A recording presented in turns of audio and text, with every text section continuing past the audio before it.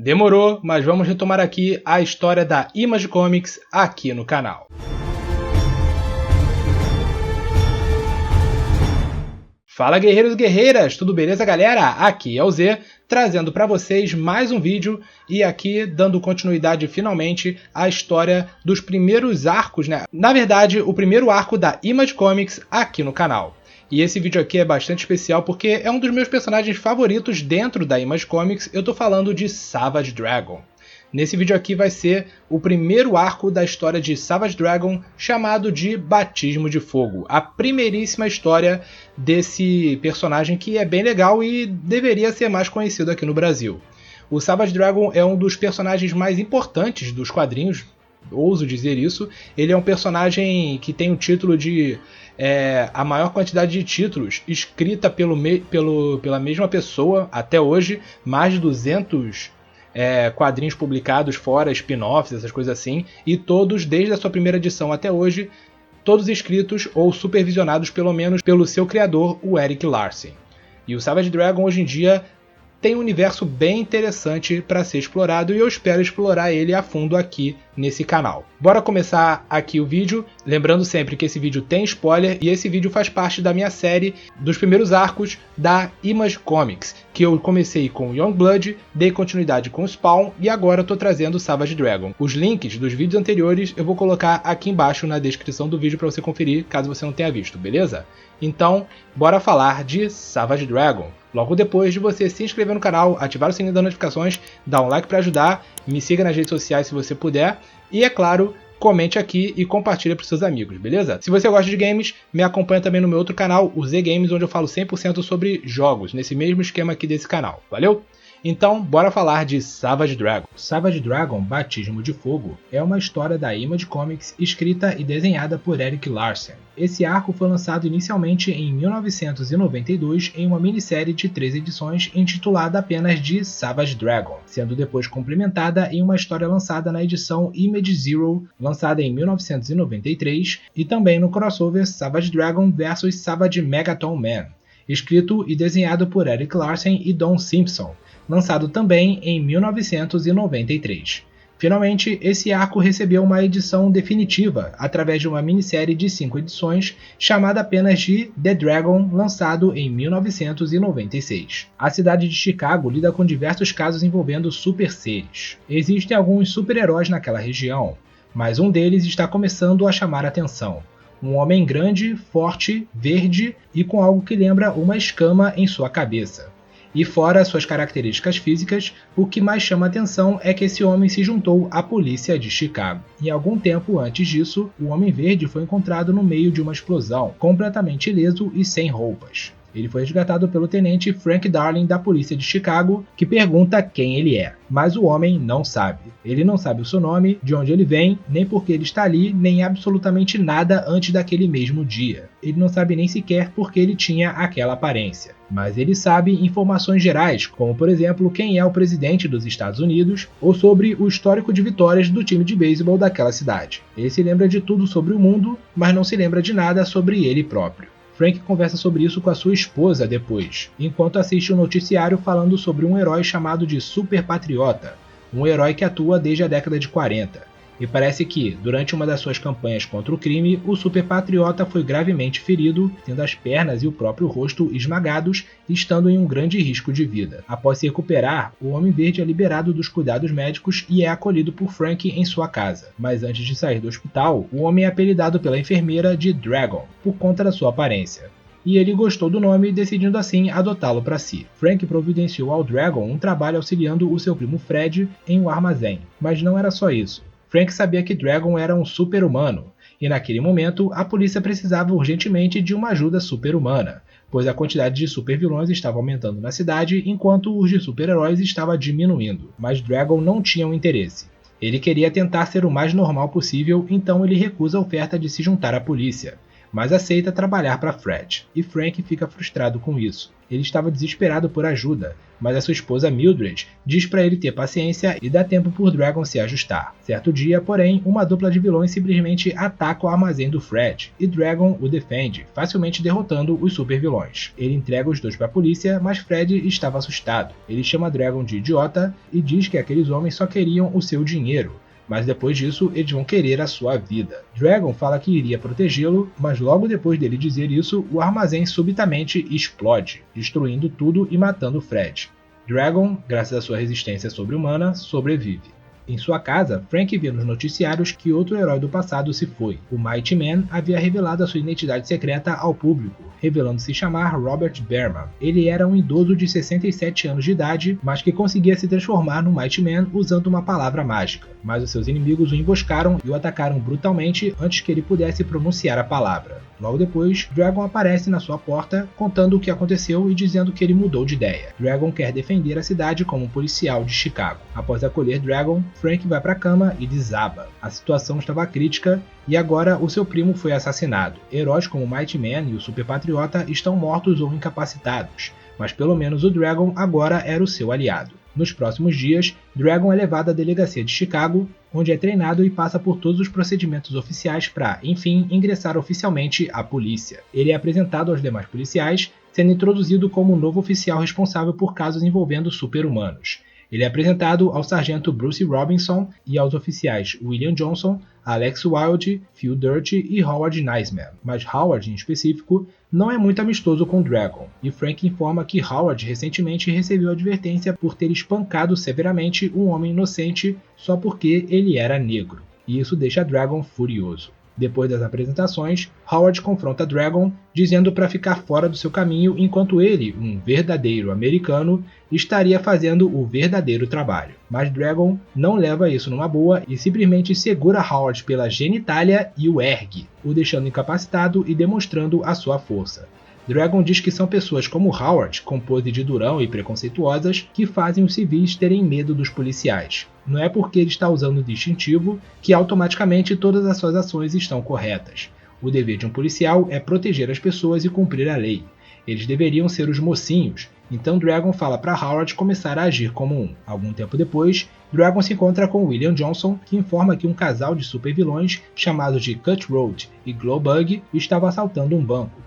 E como eles eram super-humanos, isso era trabalho pro Dragon. Dragon enfrenta o casal e depois de algumas trocas de socos, ele consegue nocautear a Glowbug e derrubar o Cutthroat. O bandido ainda tenta resistir, mas diante da força de Dragon, ele se rende. Ao longo dos próximos dias, Dragon enfrentou vários bandidos superpoderosos. Suas ações logo chamam a atenção de todos. A repórter Cindy Martinez faz uma reportagem sobre Dragon, relatando que, em algumas horas, Dragon conseguiu prender mais supercriminosos do que a polícia fez em um ano inteiro. As ações de Dragon se mostram divisivas entre a comunidade de super-humanos. A polícia, todos com exceção de Howard Niceman, tratam o recrutamento de Dragon como uma coisa boa, enquanto entre os civis ainda é divisivo. Dragon continua seu trabalho e vai ao auxílio da oficial Alex Wilde, que estava lidando com bandidos armados que pegaram uma refém. Dragon então pega suas metralhadoras e, usando sua força, simplesmente dá um grande salto e aterrissa dentro da casa, atravessando o teto. Ele começa a atirar em todos os bandidos, mas de forma que nenhum ponto vital é atingido. Isso até que um único bandido sobra de pé, usando a mulher como refém. Mas Dragon recebe uma ajuda inesperada de outro herói conhecido como Star, que usa shurikens no formato de estrela para fazer o bandido soltar a refém.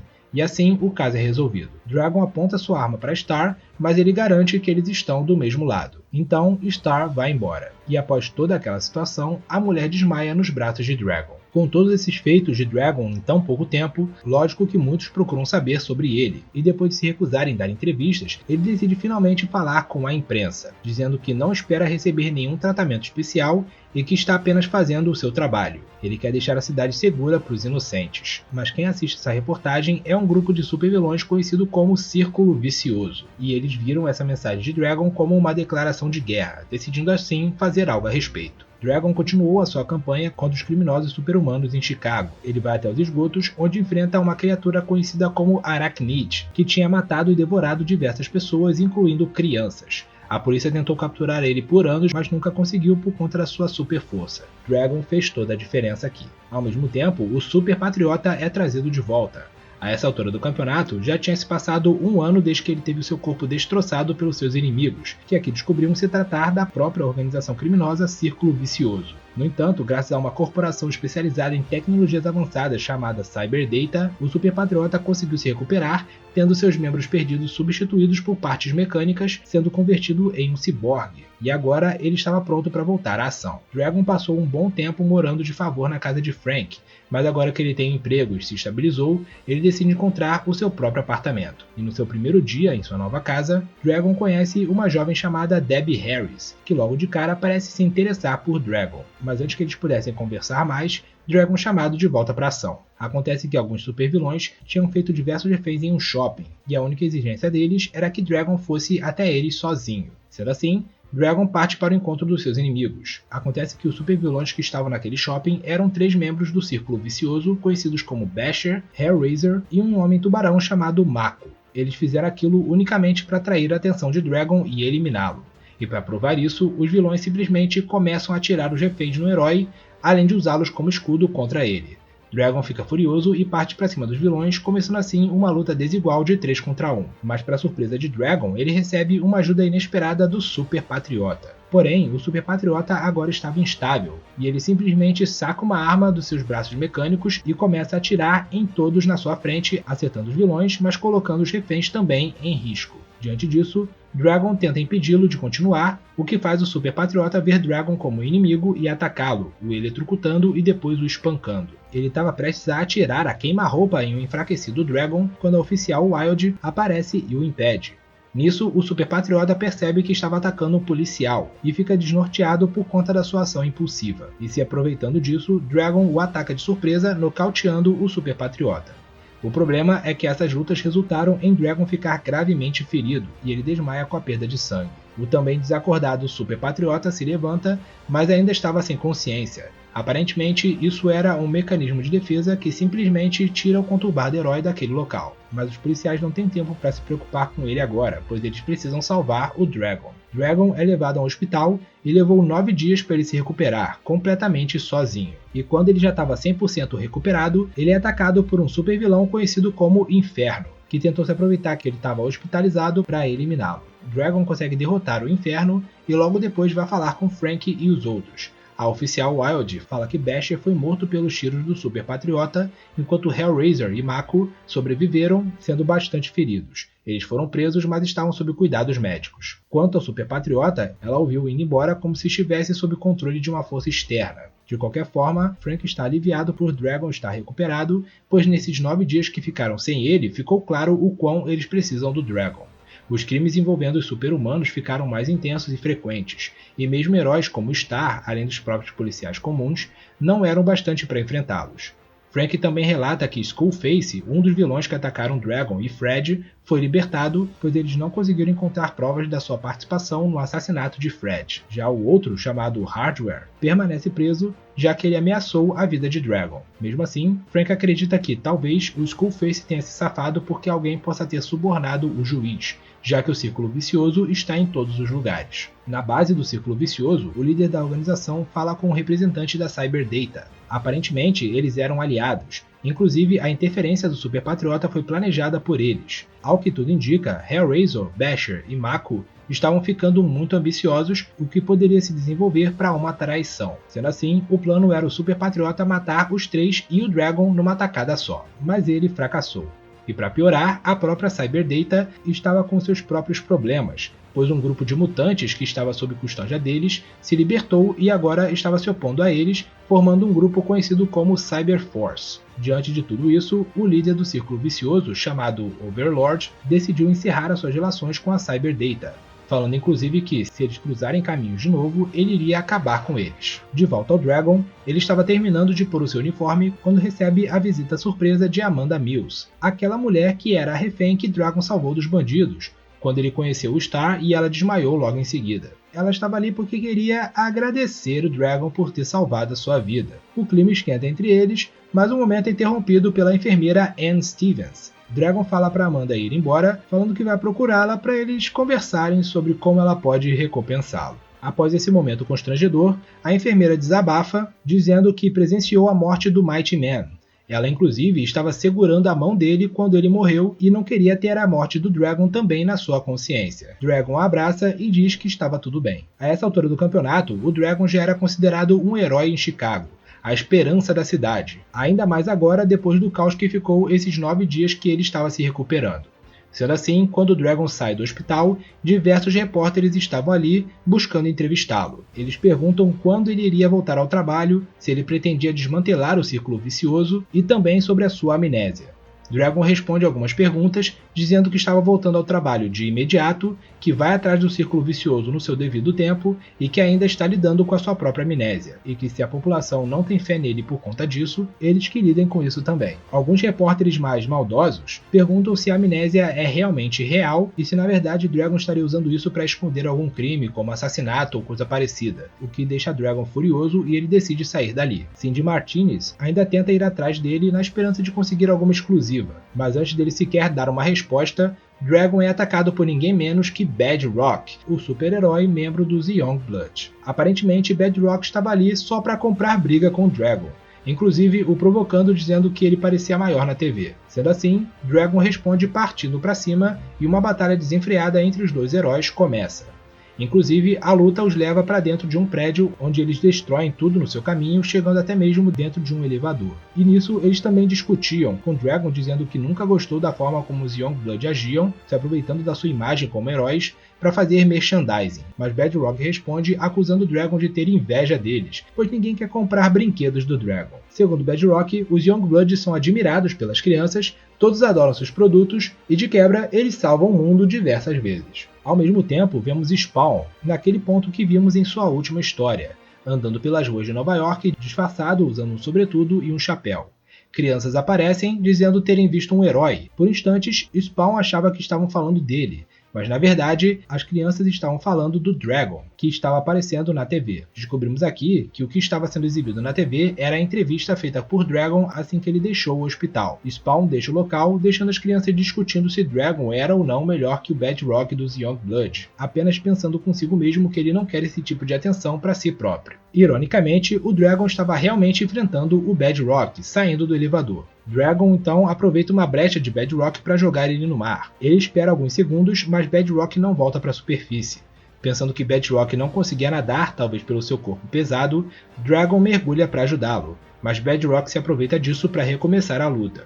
Os dois deixam a água e agora Dragon estava ainda mais furioso. Enquanto a luta acontecia, uma mulher assistia a entrevista de Dragon na TV, e na casa dela tinha a foto de um jovem de cabelo moicano verde e com um rosto parecido com o de Dragon. E ao ver Dragon na TV e ouvir ele dizer que tem amnésia, a mulher passa a acreditar que ele seja o cara da foto, chamado Rodney, quem ela achava que estava morto. Enfim, a luta entre Dragon e Bedrock acaba quando o próprio Bedrock pede para eles pararem. Dragon então pergunta do que se trata aquilo tudo, e Bedrock revela que estava testando o Dragon, para saber se ele era apto para se juntar aos Youngblood.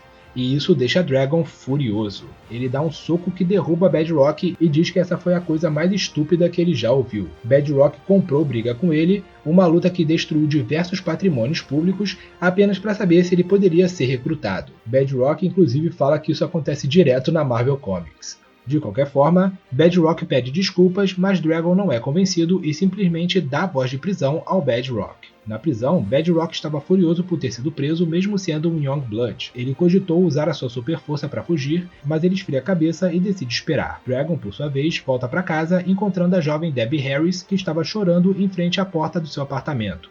Aparentemente, ela e sua mãe tiveram uma discussão e ela foi trancada fora de casa. Dragon se oferece para falar com a mãe de Debbie, mas ela pede para, ao invés disso, dormir na casa de Dragon pelo menos naquela noite. E ele decide concordar. Bedrock deixa a prisão com a ajuda de Shaft e Invictus, e leva uma bronca por ter provocado toda aquela destruição, inclusive com o aviso de que os custos dos danos vão ser descontados do seu salário. Ao mesmo tempo, Frank estava dormindo em sua casa quando ele recebe uma ligação. A pessoa do outro lado da linha diz que Frank deveria estar desesperado para ter o Dragon entre os policiais, a ponto de sacrificar o seu próprio primo. Segundo essa pessoa, Frank propositalmente deixou pistas sobre os itens que poderiam ser roubados no armazém de Fred, o que resultaria no confronto com o Dragon. Ou seja, Frank orquestrou que aquele ataque acontecesse para que Dragon enfrentasse supervilões pela primeira vez e, consequentemente, decidisse entrar para a polícia. O problema é que isso resultou na explosão do armazém e na morte do Fred. E percebendo que a pessoa do outro lado da linha descobriu a verdade, Frank apenas perguntou o que ele queria.